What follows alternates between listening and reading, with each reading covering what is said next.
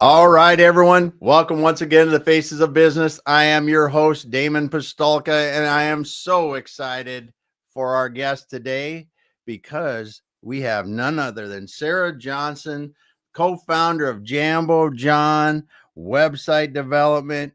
Today, we are going to be talking about leveraging AI in your website and digital marketing. Sarah, thanks so much for being here today. Thank you so much. I'm so excited to talk about this, and I'm so excited for the listeners to come on board.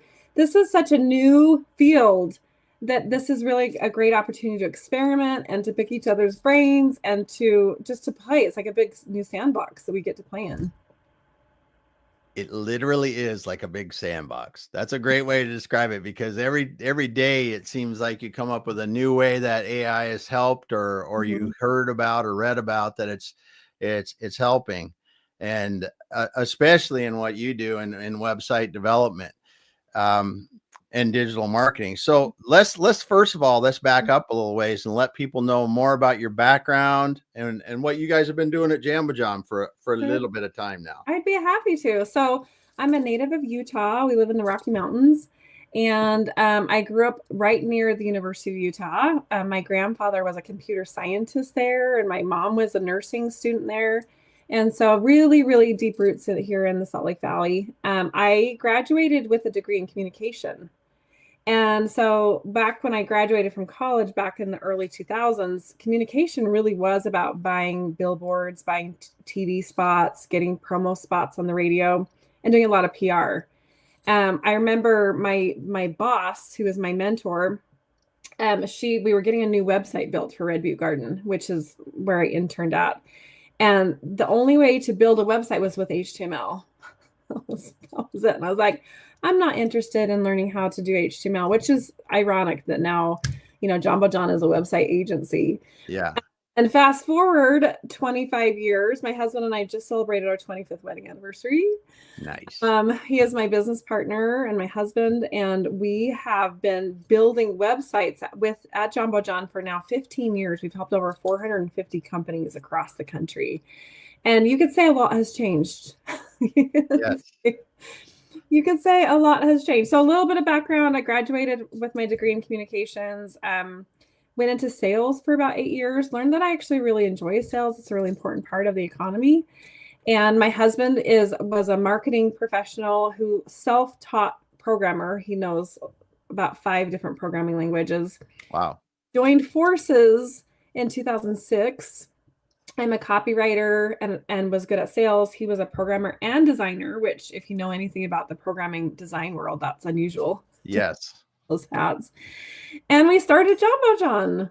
So here we are. Now we have a team of about 12 developers and designers, copywriters, all located in the United States. And we're helping companies grow. We're helping advanced entrepreneurs, and we're helping growing businesses with their digital marketing. Nice. So you've been building websites for a while. Mm-hmm. What are some of the changes you've seen over the years that really shook up, what's expected or what we see in websites over the years? What are some big pivot points that you've seen? Yeah. Oh my gosh. Well, the first websites we built in the late 90s literally was like a Word document on the internet. Yeah.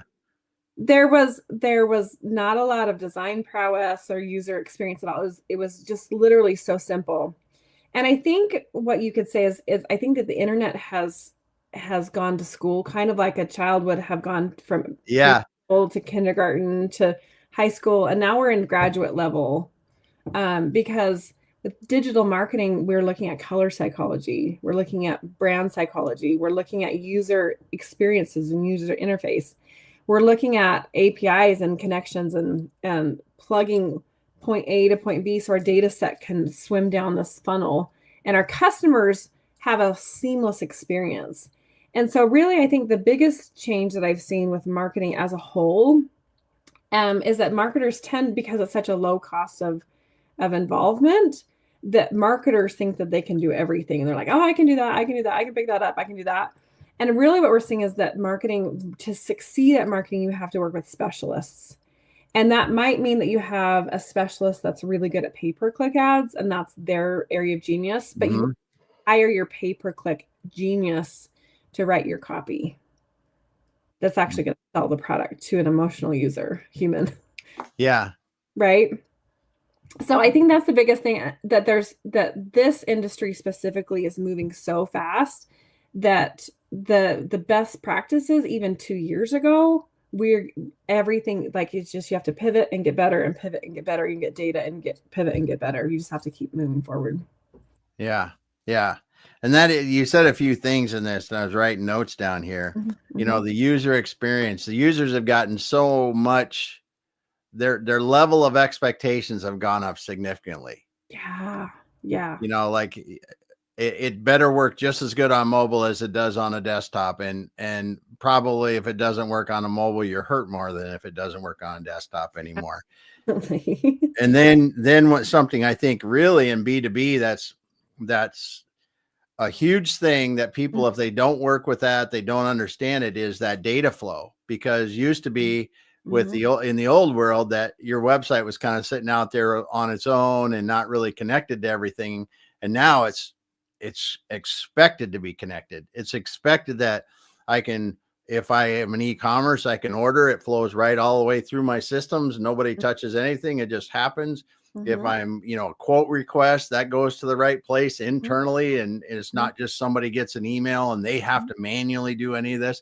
That whole, like you said, the API data flow to make sure that the user has a more seamless experience is just matured so much. Well, and it's intensified too. So I don't know if you like a little bit of data, but I have a little bit of data. Yes, that'd be awesome. Okay, so in 1998, I went to a conference hosted by our local radio station, B98.7. And they wanted to sell Red Butte Garden an advertising package. And their data in 1998 said that customers have to see your brand 7 times before they buy. And so their solution is like, for X amount of dollars, we can provide all 7 contacts.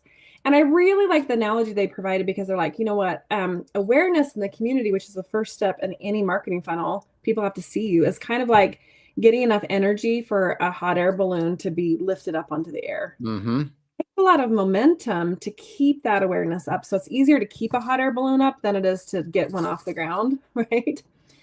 What's your guess? Now we're fast forward to 2025. I'll give you a clue. The number's higher than 7. What's your guess? What's the data say now? What do you think the number is? 12. Good guess. It's higher than that. Whoa. I don't know. 21.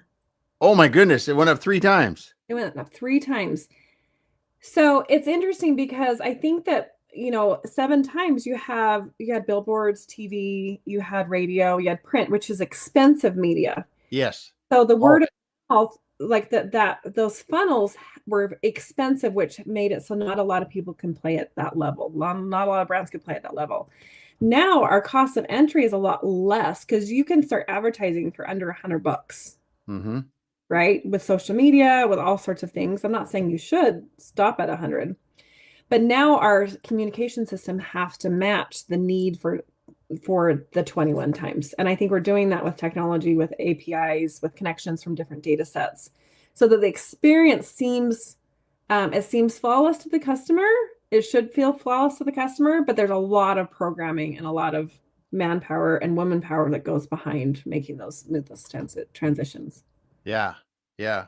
So give an example of that for somebody that's just a person that doesn't know the technology behind it. Explain what we're talking about. Yeah. So there are CRM systems. CRM stands for customer relationship management. And the software does all the heavy lifting, where you're, instead of having a Rolodex, is, you know, or like the phone book where you have your data in that paper format, that all of the data is in a digital format. So what's happening, what we're seeing in the marketplace with AI and with software development, is that there is a widget, there is a software for everything. You know, it's like we have our cell phones, and anything that you want to have happen, there's a plugin for that, or there's an app. It's so funny. We were doing math with our kids. My husband and I have 4 kids, and And he was talking about math, and he's like, our math teacher said, well, you're not going to have a calculator in your pocket. You got to figure out how to do this math on your own. And it turns out, in fact, we do have all the calculators in our pocket. Yeah. Right. And so what would have happened manually of like, you're writing yourself a note. Oh, I've got to call Damon. It's been a while since I've talked to Damon. I got to put it in my calendar and write it out. Contact Damon in October. There are software systems that take the mental load of what we would do to build a personal relationship with something and automate it. So it feels like a human to human connection with text messages, with emails, with fun postcards is actually a software system. Mm-hmm. It's a conveyor belt from A to Z that we're pre-configuring with the help of software what you want the customer experience to look like and feel like. Yeah. Yeah. And it's incredible now what just from a decade ago and how our expectations on normal e-commerce transactions, a lot of people buy from Amazon. We're expected to be able to, hey, we know down to the, 3-hour window when it's going to get delivered. It get delivered pretty fast. I've got we're all crazy, selection right at my fingertips. In about two thumb moves, you got everything you just wanted to get. Which is incredible because that's from a perspective of a user, like you're thinking about that in terms of a user, but you think about it from an operations standpoint. Amazon, like the inventory they have to manage and the numbers that they have to manage and the drivers and the operations to have that kind of expedited service around the globe. Yeah. That's pretty incredible. It really is. And especially I had the luxury of going to one of their fulfillment centers it was a few years ago. And we didn't even go inside. We were just with a delivery company and touring, giving us the experience of what their drivers go through. It is absolutely amazing how efficient that is run when you see hundreds of cars and vans and everything else rolling into a fulfillment center, loading up, all knowing exactly where they have to go. Everybody's got the on their phone or on their device, whatever it is, then they're out delivering that all day long. And that was somebody that could have ordered, a few hours ago. Right. And they coordinate that effort. It's huge. It's amazing. And I think for the listeners, this can feel really overwhelming. Don't you think, Damon? Like, yes. As a business owner, I think it's like we want to have the ease of that system being built and that it feels so overwhelming. So I actually like to think about this experience from an emotional standpoint, from the user standpoint. So are you okay if I pivot for just a second? Yes. So there's two things I want to share. Number one is we're big Disney fans at our house. We like to go to Disney World. And if you've ever been to Disneyland or Disney World, you get your tickets and you go underneath the train. You walk underneath the train and then you are in Main Street. Yep. Right as soon as you walk out of the door, you smell popcorn. Have you ever noticed that? Mm-hmm. There is no popcorn right there. It just smells like popcorn. Right? So imagine like the big poofer of the, the Febreze, popcorn Febreze at the beginning of Disney World. Now, I like this example because I think everyone can relate to it. That's an intentional customer journey. That's an experience. Nostalgia. That's like oh my gosh, like this celebration, right? The same people who designed fireworks right before the park closes, so you get the entire population, 20,000 people who are scattered amongst this huge park to the exit before the park closes. I think the celebration leaves the customers with a feeling of nostalgia. Yes. Here's are designing people to get out of the park. Thank you for coming. Good night. Yeah. So I think it's really important that we're designing an emotional experience that's eliciting those feelings that you want your customer to have. So the technology is the tool that allows us to let go of the mental load and our team's mental load and makes it automated. But the point is not the automation. The point is the experience. Yeah. Okay. So the second thing I wanted to share is we at Jumbo John, we're very story centric. We study tons of storytelling strategies. That's the framework. And the reason why is because people make decisions to buy based on emotion, and then they figure out the why. then they figure out the how, then they figure out the what. But it's an emotional experience, and we can do that through storytelling. So Joseph Campbell's the father of the hero's journey. He's the one that created this framework. And he talks about this journey is like you go from the normal world and you are invited because of some kind of opposition into the extraordinary world. Okay. So whatever your product is, whoever's listening, I want you to think about your product and what is the moment for your customer when they go from their normal everyday ongoing experience, their normal world, and they're invited to go into an extraordinary world. Now, it might be like, for example, if you're a medical provider, that there's some kind of medical catastrophe. If you're an attorney, there might have been a divorce. If you are a business coach, there might be a desire at some point to exit your way, right? There's some kind of catalyst. But as we're talking about user experience and we're talking about designing a system for the customer, if you're looking at storytelling, you're inviting your customers into a magical world. Mm-hmm.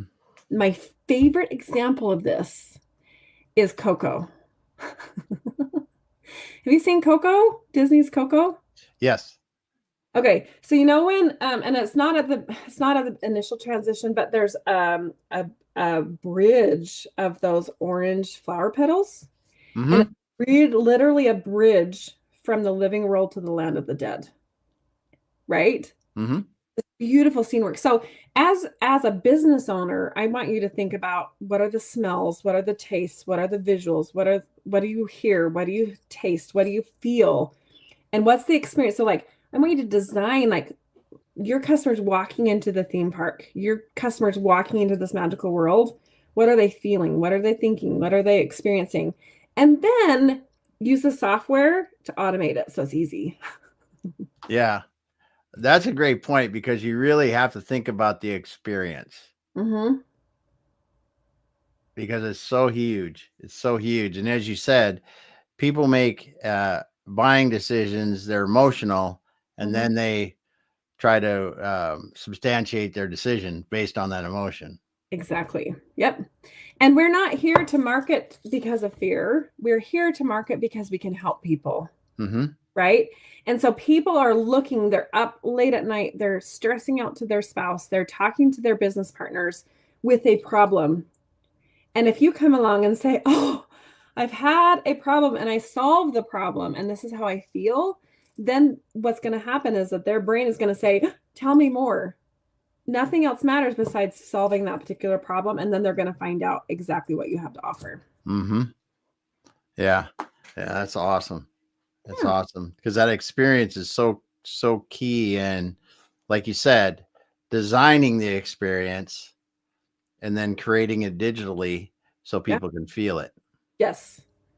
And what I would recommend if you have a listener who's new to this is I would start with one experience, map out one experience. So I like to look at what is my offer that's going to make me money? What am I looking to sell in Q2 or Q3?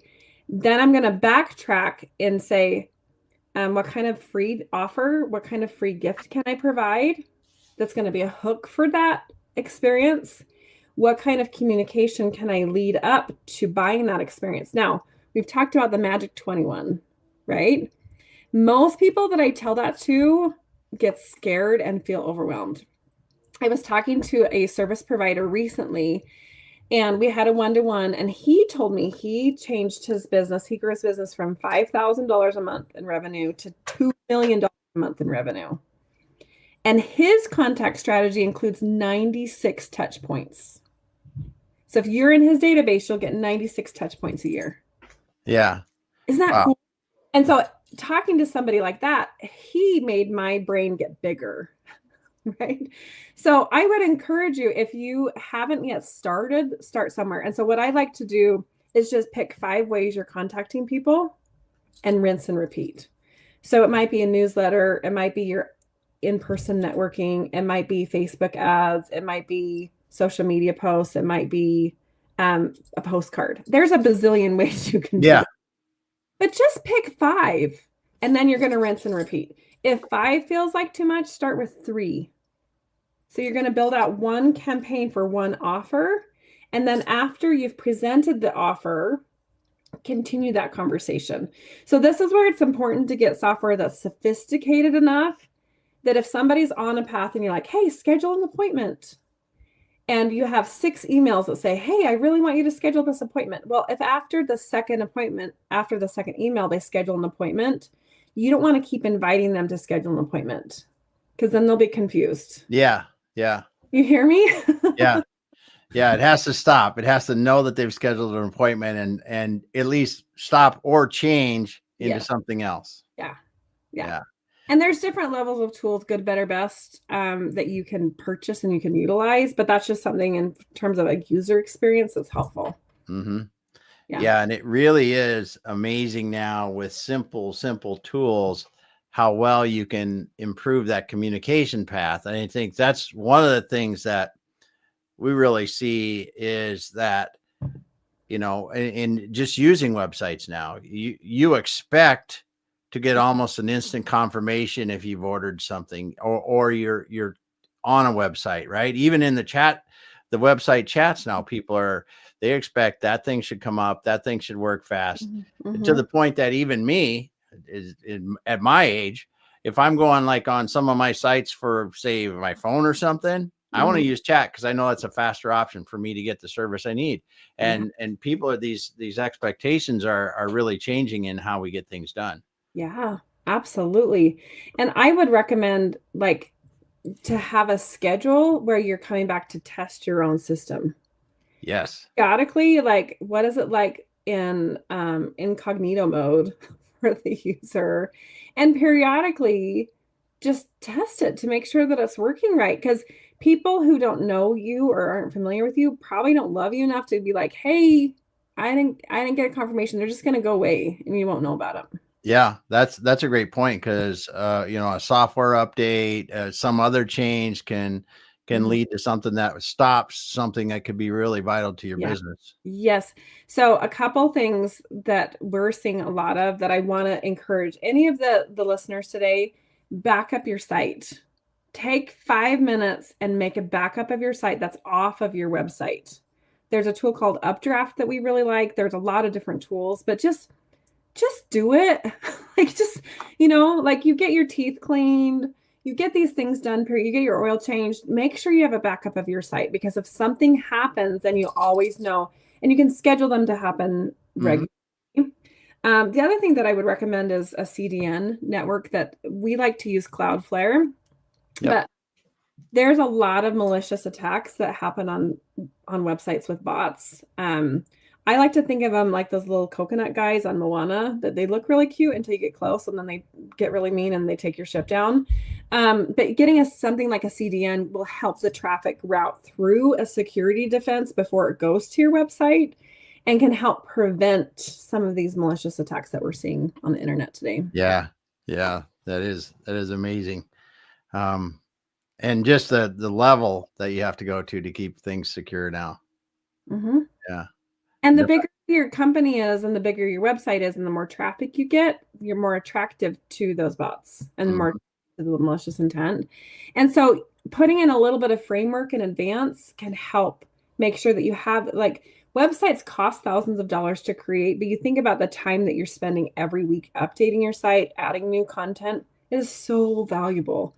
And don't catch it fast enough. If there's a problem, what happens is typically your hosting company will save 7 backups for 7 days and then the last one falls off.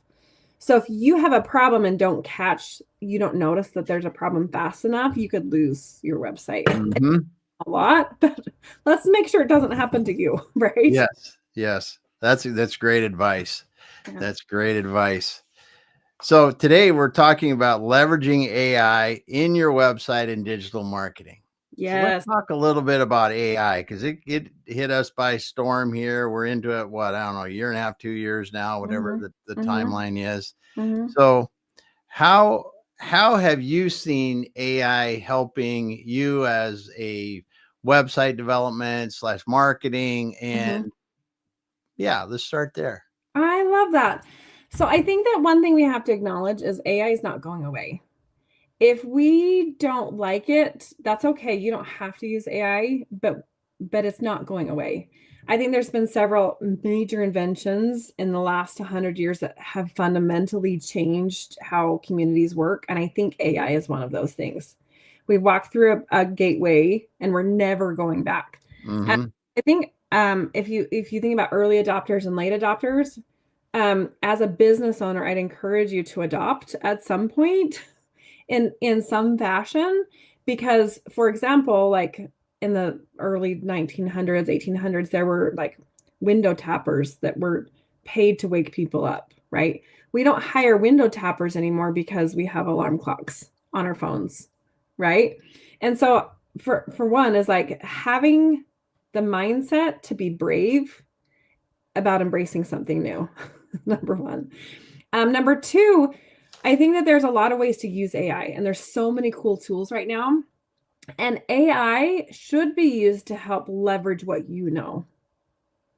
Damon and I were actually talking about this before we got on, is that the people in their own fields who use AI are going to get a better output than somebody who doesn't know that field. So for example, my husband, Johnny, is our lead programmer, and he programmed something in one day with the help of AI that should have taken him 8. Wow. He's a coder, so he's writing code that he typically writes by hand, and it sped up his process that much. Now, I do not program. I'm not a coder. I couldn't have asked ChatGPT or known what to do with the code if it had given me the same output. Mm-hmm. So the better the input, the better the output, but it's also the driver. It's also the person that's driving that will determine the quality of the output on ChatGPT. Mm-hmm. Understanding what to ask to get the right response. Yes. Yes. And the other thought that I have is that I think that AI can be leveraged for planning and AI can be used for output. And those are two different things. But I would highly encourage all of the listeners to jump into using ChatGPT with planning for sure. If you're using ChatGPT for output, you have to have a human input. So for example, I have got some really great prompts that I'd love to share with the team on how to use AI to create a marketing plan and how to use AI to make a blog post. I would never take a blog post out of the box from ChatGPT without editing it on ChatGPT and then taking it out of ChatGPT and actually editing it. Yes. As a human, right? So that's what I would recommend, is like, how can we use it to organize and leverage our data? And then how can we use the human in us to make ChatGPT even better? Yeah. Yeah. That's awesome. That's awesome. So as we're talking about that, how do you see it changing marketing overall, the way marketing is delivered? There's just so many things that it seems to be touching. So many things. So I think the biggest thing you'll notice on search engine results is you'll see an AI answer first. Yep. And so now, as a business provider, as somebody who owns a website and I want website traffic, the way that we're optimizing is transforming, because we're optimizing to answer questions. Mm-hmm. And we're optimizing to be a reference on an AI engine rather than just a search result listed. And so I would encourage you to think about how people are asking questions about your business and having a lot of generated answers on your website that answer the questions. I think that's a good way. That's a good way to capitalize on the new way that the search results show up. Now, when you say that, is that as simple as listing a lot of FAQs about your products or services, or what are we talking? That would be a yes and. Okay, so to understand how to leverage content in an AI result, you have to understand how Google algorithms work to showcase. So you need 3 things on a website to get good search engine results. You have to have a great experience. So Google Analytics is installed on your website and it shows how many people come, how long do they stay, where do they go. So you need to have a website that's interactive. You need to have a website that has interesting information. That's number 1. Number 2, you need good new content consistently. Google does not want you to have a website and let it sit there for 24 months and do nothing. Google wants to see you adding new blog posts and new landing pages and new references and new videos. Okay, so that's number 2. Number 3 is you need referring backlinks. Okay. Okay, so for those who might not be familiar with the language, a backlink is another website pointing to your website. It's an introduction. I like to tell the analogy. Are you familiar with Jane Austen, Pride and Prejudice? Yes. Okay, so Pride and Prejudice was written about the Regency period. The regent was King George. That's why it's called the Regency period. And at that time, if Damon and I were in the same room together and we hadn't met, I couldn't go talk to you, Damon, unless somebody that I knew, we had a mutual friend that introduced us, said, Damon, I want to introduce you to my friend Sarah Johnson. You couldn't actually even talk to them without an introduction. But you think about, like, if a lord introduced you or even the king introduced you, that would give you higher social clout than, let's say, like the farmhand while he was parking your horse was like, oh, I want to introduce you guys. Does that make sense? Like, there's different social clout that could give you more credit. Google, think of Google like the regent. He's King George. And he wants to introduce you to the people of the land if you get a good recommendation from other people that he already knows. How do we do that? Backlinks. So Google has what's called a domain authority, where it's like a credit score. It tells you how much clout you have. And so if you have a backlink or an introduction from a domain authority website of 90, for example, 1 out of 100, 90 is really high, compared to a backlink of somebody that's like 15, you're going to have more clout, more credibility with that score. So that's the basic SEO 101 in terms of how do you get rankings on Google. Then we add AI to the mix.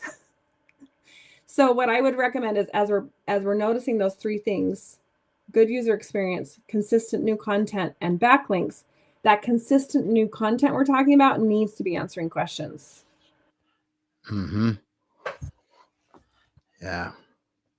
Yeah, because if you think about what is happening now, it's not just putting up an article about information. The searches are now questions. And when you can directly you ask this question on Google and it finds that exact question with a really healthy answer on a good website, that's where they're going to go. That's how you can get up in search like that. Yeah. And you'll see the changes from the first ChatGPT that we're seeing and the first AI that we're seeing compared to now. And it's going to get better and better and better, is that the data is having more references specifically to specific articles and specific websites. Yeah. Other thing that you and I were just talking about is custom GPTs. So a custom GPT is when you install your own data set into this GPT. And so every time you create something for AI, with AI, it's using your data set. Help your information be consistent with your brand. But I also think that with custom GPTs being built and with more data sets being built, we're going to see more accurate information on search results. And then the links will help us. The reference link will help get you credit. That will help drive traffic to your website too. Yeah. And it really, I mean, it's amazing how AI can help us though in really refining what we're seeing and so many different things that help us answer those questions better. And like you said, it's not something you can just let run without guardrails, but you can certainly use it to as draft tools, as idea generators. And there's so many different ways, especially when you look at a website and, just the text that has to go on a website. Huge. Yeah, there's a huge amount of that, or even ideas for what images should go on a page or something if you're doing that, or so many things. So as you said, you save 8 or 1 day instead of 8 for the programming. That's pretty amazing. What are some of the other things that you're seeing AI start to do in the website development, website world that is pretty interesting? Yeah. So one of the things that we like to use with the Chat GPT and with AI is to use the Chat GPT for content creation to create a marketing calendar. And so for years and years and years, we'd create a yearly content calendar where you have a theme for the month. And then we list our events. Every quarter, we have a promotion that we want to offer. And then we're going to create blog content. Well, I have a Chat GPT. We can do it in 20 minutes. You can do it from start to finish in 20 minutes and have a year's worth of content organized and planned. Wow. And so again, the input you put in it is going to make the output better. Yeah. But are you interested? Do you want to walk through this? Yeah, let's do that. Let's take a look. That'd be cool. Okay. So what I'm going to do is I'm going to run, I'm going to pop these prompts in the chat. Can everyone see the chat? Let's see. That is the private chat, but I will put it into the chat. The comments? Yeah. Okay. Yeah, you can go in the other one, but I will put it in the other one, just the normal comments here. You do that. I'm not sure how to do that. I'll let you do that. I got it. Okay. So the first thing is we want to introduce what your business is. And this is information that is going to be generic. So Google or the chat will be pulling data from the generic internet, right? But we want to give the Chat GPT a little bit of information. So I run a business with a physical or digital presence located in, and you can add your city, and I sell Y. So for me, I would say I run a digital presence. I run a website development agency and digital presence in Draper, Utah, and I sell websites. Okay. So that we're not asking anything yet. We're just telling ChatGPT reference point. Okay, the second prompt, and this is the most valuable prompt I've discovered, is ask ChatGPT to ask you questions before you tell it what to do. Have you done that yet? So then you're going to say, please ask me 20 questions about my business that will help me build a well-rounded marketing campaign. Now, you could say, ask me 20 questions about my business that will help me to fix my HR. Ask me 20 questions about my business that will help me with my operations. You can take this. This is honestly, Damon, and I don't have any original ideas. I did not come up with this, but I think this is what is the difference between an okay solution and a really, really, really good solution. Ask ChatGPT to ask you questions.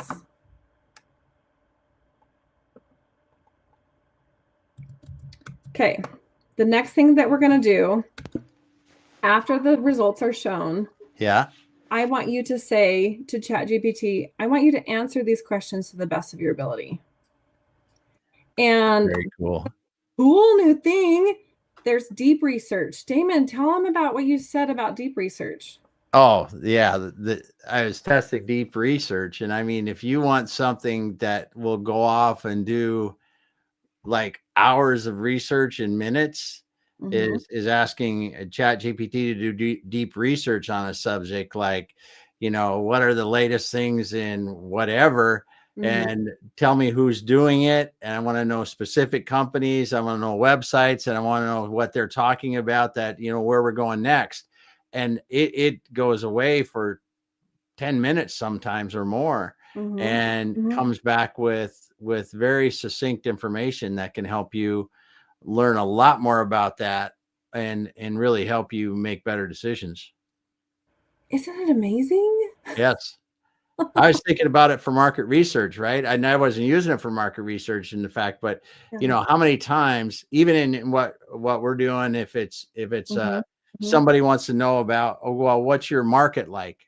Most business owners don't know what their market demographics are very well, right? In best, they got a good idea, but this would be something that you could really describe it a lot and succinctly, because it would go out and actually find the data and deep search to find the data, and bring it back to you. Yes. It's so cool because, like we talked about, the better the input, the better the output. The output is getting better based on how much information you want. Yeah. Right. So on ChatGPT specifically, there's a free version. And I think that this deep search is available with the first paid tier. It's like First paid tier it is, yes. right. Right. Yeah. Which is so cool. I'm going to go ahead and put the rest of our prompts in here. Very good. It just says now develop a marketing plan based on the information I provided above. Yeah. In a minute, I'll do a screen share and I'll show you guys my output for my keyword research that I did. It took me 3 minutes to do some really cool keyword research that we're saying, now make me a marketing plan. Now, what I like to do is I like to give a little bit of information into what I want. So when I'm doing a marketing plan, I want a monthly theme, and then I'm showing here 4 blog post articles. Very cool. You could go into like, hey, give me 10 ideas for offers for my web development business, or give me 10 ideas for offers. I have a restaurant that sells cinnamon rolls. Tell me so you can be really specific and dive into the data.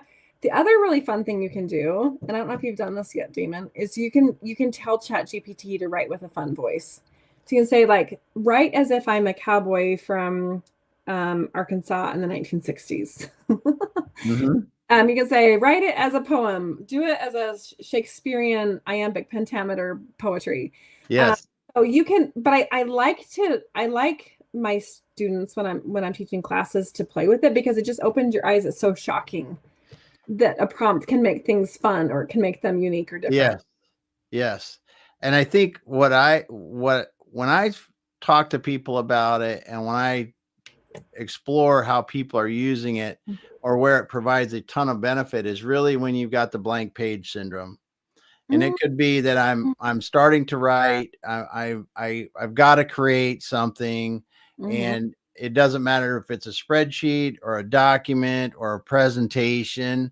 I mean, I've used it to go, okay, here's the kind of presentation I want to this kind of audience. I want to do it in I've got 30 minutes to do it.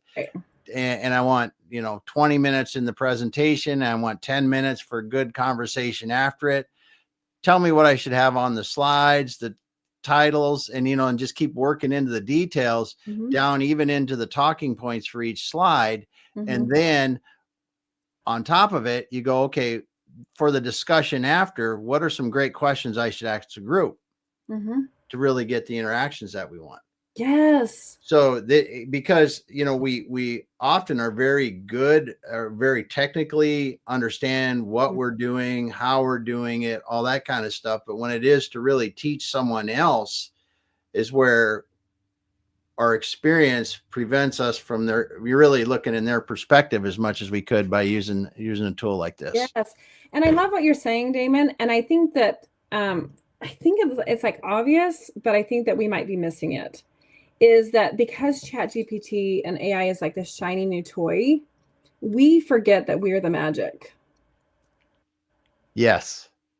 Right? Because you're exactly right, because it doesn't work unless we prompt it. Yes. And it doesn't work unless we tell it what to do. Right. Exactly. And you have been in this industry, I don't know, how many years? Couple years. Few.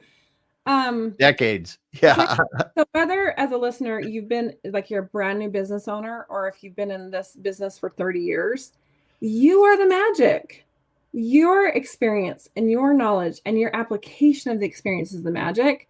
And so while this is the shiny new tool and it's making things like zip, zip, zip, and it's super, super fast, don't forget that it's the human connection that matters. It's the human relationship that matters. And so then what can happen is you spent less time getting a really good presentation prepared, so you can be totally present with your audience, and you can be totally engaged in solving their problem because you're there. ChatGPT is not going to close the sale. No. ChatGPT is not going to nail the presentation, but it's going to make you preparing it so much faster. 100%. And it just gives you that different perspective, different ideas that help to really release more that you have in you. Yes. And then it can also prompt things like you said, is like, oh, I hadn't thought about that. Oh, tell me more about that, and help me organize my data. Right. So today I'm going to do a screen share if that's okay. Yeah, go ahead. I'll go ahead and I can like kind of slide through these. I'm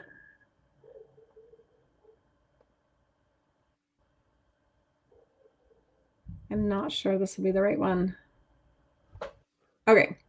I'm going to stop doing the screen share because that's not quite the right one. But what I did today is because I wanted to see how can I use AI to help with keyword research. Now, keywords are what are people actually searching in the search result? So it's like, hey, where's a Domino's near me? That's a keyword. Yeah. And you'll notice if you're talking to your phone, it's a longer tail keyword and it's usually a question versus if you're on a desktop, it's like pizza near me, right? But how you optimize your landing page for keywords will determine in part how many people come to your website. Yes. Okay. So a short tail keyword, and Damon, I would love to hear from you, like what your short tail keyword.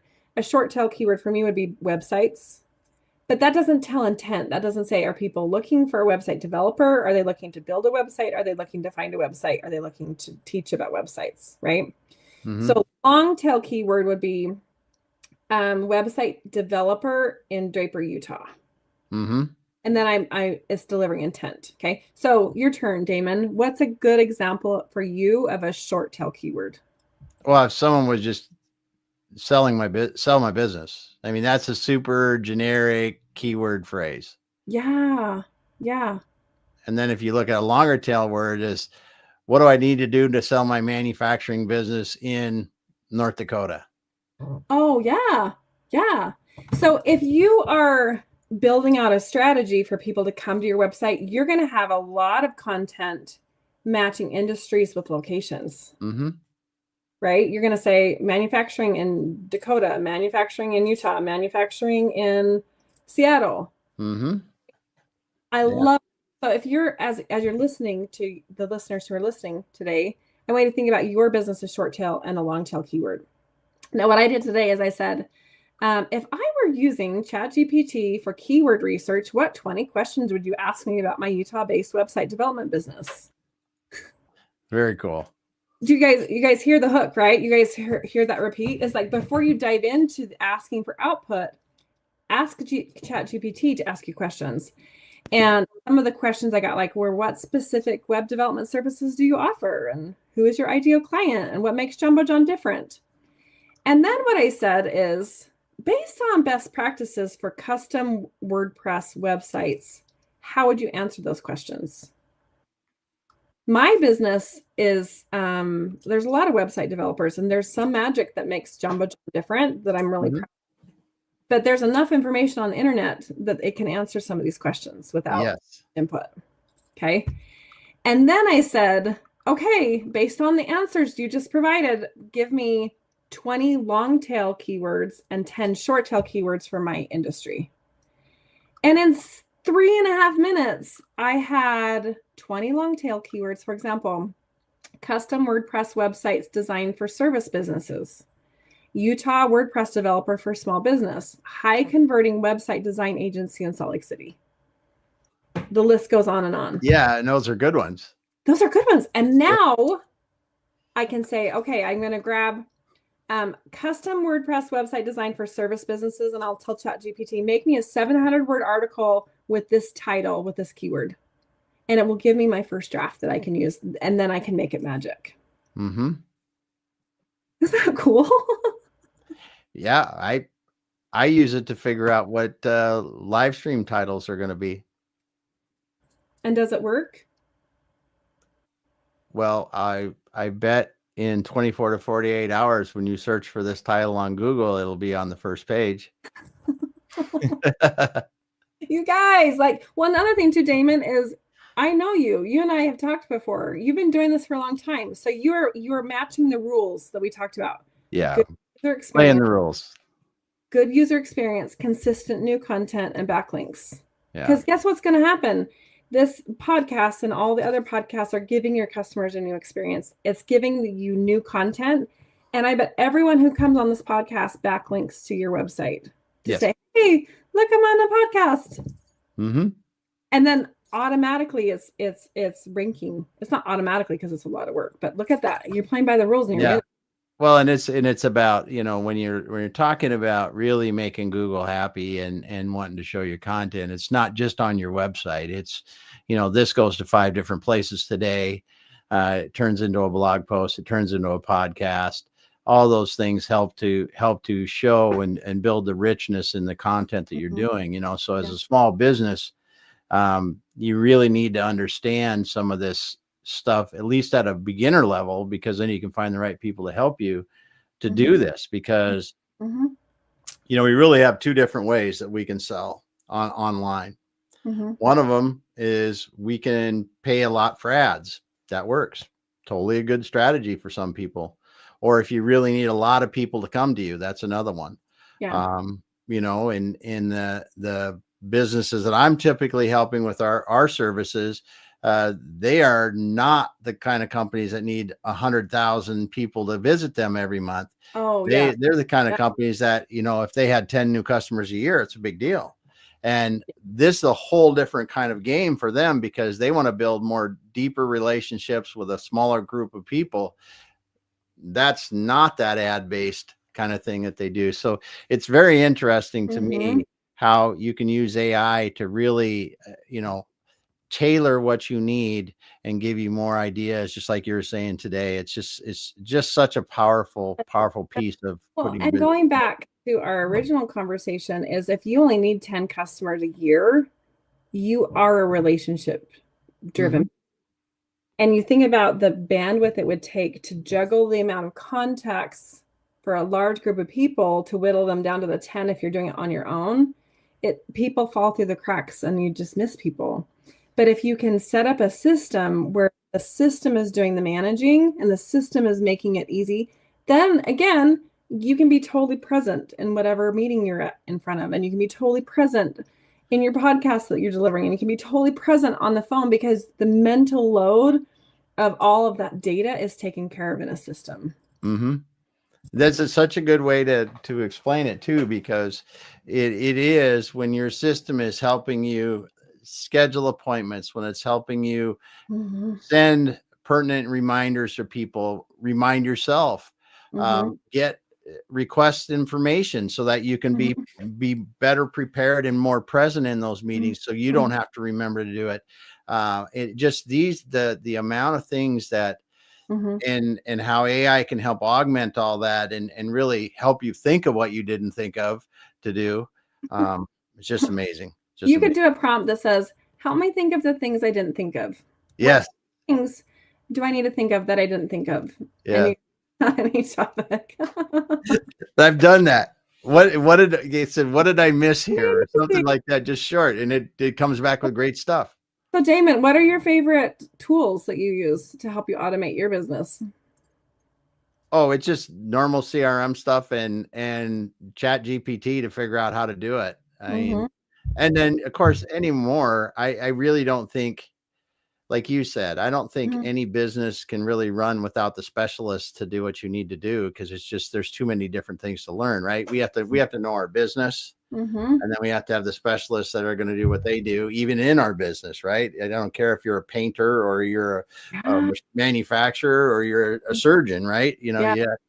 All of them have to have their specialists that do what they do in their business. And when we look at the systems behind it, it really is as simple as find something that works in your industry or for your size of business, and then make sure you got somebody that knows how to build it out technically. Because these things it's not like you have to go to any special system. It's just, you have to have the right people to help you use it. Right. Yeah, absolutely. And you can do cool thing. You can do pros and cons or comparison too with ChatGPT. Yep. To say, I want to automate my podcast transcription. Yep. Give 5 options and do pros and cons with costs and deliverables, and then ChatGPT can do the work, right? One other thing that I wanted to share is at Jumbo John, we do websites. One of our core values is time. Time is a gift, and time is the only thing we can't get back. And I think that as an entrepreneur that's going into advanced entrepreneurship and then into a growing business, is really valuing our time Yes. It'd be really scary to give away a responsibility or to delegate or task because it takes money. It's either time or money. But you can't scale a business if the entrepreneur, the founder is doing all the things. Yep. Right? No, you just can't. You just can't. I mean, go read the book, Buy Back Your Time. Read 10x is greater than 2x. I mean, these things, there is no way you can scale your business fast enough if you don't find good, trusted partners to help you do what they do awesome, because you have your own unique ability that you can hone and get better and better and better, just like an athlete, right? Mhm. They have goalies on soccer teams. They have Mhm. quarterbacks on football teams. They have centers in a basketball team. They got pitchers and catchers in baseball or soccer or softball. I mean, and there's a reason why there are specialists. Mhm. And the team together with all the pieces wins championships. The individuals do well in what they do, but they can't win a championship without them being together. And that's really how I like to look at, Mhm. even if you have a single person business, Mhm. as soon as you can, you need to start figuring out who are the experts that I need to bring around me that really can help me to augment where I'm not the best, and I shouldn't be spending my time, because I really need to keep getting better and better at what I am good at and what Mhm. people pay me to do. Yeah. And the cool thing about this conversation is, for those solopreneurs, ChatGPT can be your first hire for $20 a month. Yep. You're Definitely. never gonna be able to hire somebody for $20 a month, Not no, yeah. It's right? a good investment. But that can be a good bridge into business planning and strategy and production, right? So that individual can really focus on what they're good at. Yeah. Yeah. And it just so much more as you have a business and setting up process and procedures, because when you look at things, Mhm. the AI is so good at helping you organize. So Yeah. good. Yeah. Yes. Oh my gosh, it's so fun chatting Good to stuff, man. It's so much fun talking to you, Sarah. I just you. And thank you. Thank you for coming and being on today and talking about leveraging AI and in your website and digital marketing, because and for folks that got in here late, go back to the beginning, because Sarah dropped a ton of great information, and reach out to them at Jambo John. They do a great job there with websites and WordPress websites and getting your digital presence established, and really, like you said at the beginning, creating that experience for those Mhm. web visitors, so Mhm. they know what you really are about. Thank you so much. Thank you so much for letting me be part of your tribe today and sharing and chatting. It's just a fascinating topic that's new to everybody. And so it's really fun to experiment and learn from each other. So thank you so much for Yes. having Awesome. Well, thanks everyone for being here today. Thanks for the comments today. We had Fatima in here late. We had some other people in there. I can see there's a lot of people watching. We enjoy those people that are watching and love the people that take the time to comment. Thank you so much. And like I said before, if you got in this late, go back to the beginning, because Sarah dropped a lot of golden nuggets about using AI in different ways. There's a lot of prompts she dropped in here, a lot of things she talked about that can really help you get started or improve your use of AI. So, Sarah, thanks so much for being here. Hang out with me just a moment. We're going to drop off the live stream and finish up.